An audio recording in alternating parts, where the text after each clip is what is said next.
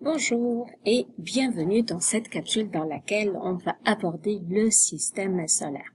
Le système solaire est un système composé essentiellement du Soleil, notre étoile, et 8 planètes qui vont graviter, qui vont tourner autour de cette étoile. De plus, on va retrouver pas mal de corps célestes qui vont présenter une masse moins importante que celle des planètes. On estime que notre système solaire, il est âgé de 5 milliards d'années. Commençons par le premier astre dans notre système solaire, c'est le Soleil.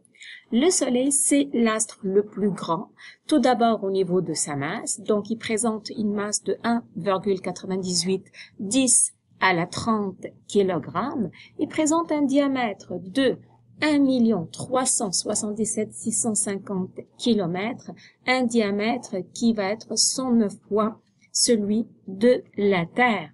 Elle a une durée de rotation qui varie entre 25 à 27 jours et le Soleil, c'est la seule étoile, en fait, qui va être capable d'assurer une vie sur la Terre. Le Soleil, si on continue ses caractéristiques, c'est une étoile naine jaune. Ça veut dire quoi? Il faut revenir au cycle de vie des étoiles. Les étoiles sont créées à partir où? Ils vont être créées dans ce qu'on appelle une nébuleuse. Une nébuleuse, c'est un corps céleste diffus, c'est-à-dire qu'il n'a pas de forme bien définie. Et elle est formée, cette nébuleuse, principalement de gaz, de poussière et de particules. Et à certains moments, il arrive au centre de la nébuleuse que cette matière va se concentrer, va se regrouper pour former ce qu'on appelle une étoile. Donc, notre Soleil est une étoile naine. Une étoile naine, ça veut dire quoi? Elle est de petite taille. Par rapport aux autres étoiles, on va voir ça au secondaire 3, que on retrouve des géantes et des supergéantes. Donc, notre étoile est parmi les étoiles les plus petites.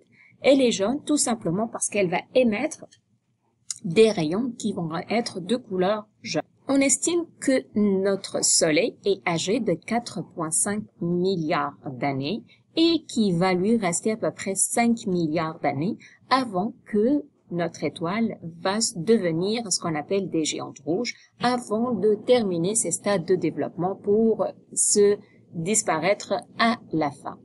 Donc, le Soleil présente une température de surface de 5500 degrés Celsius et au centre du Soleil, il présente une température de 15 000 degrés Celsius. Pourquoi ça vient d'où cette chaleur? Tout simplement, ça vient des réactions entre deux gaz, les deux gaz qui composent le Soleil, qui vont être l'hydrogène et l'hélium. Ces deux gaz vont assurer ce qu'on appelle une réaction nucléaire, une fission nucléaire, et cette dernière va générer cette température ou cette chaleur très très importante. Comme je viens juste de le mentionner, le Soleil, c'est l'astre le plus volumineux, le plus masseux. Il renferme 99% de toute la matière qui compose notre système solaire. Le système solaire, il est formé de l'étoile, mais il est formé par des planètes. Comment je peux définir une planète? Une planète doit en fait remplir 3 caractéristiques. La première, elle doit orbiter, c'est-à-dire elle doit tourner autour d'une étoile. Elle doit être sphérique, c'est-à-dire elle est ronde. Elle doit être rigide, c'est-à-dire solide, plus ou moins, donc c'est pas quelque chose qu'une forme va se modifier.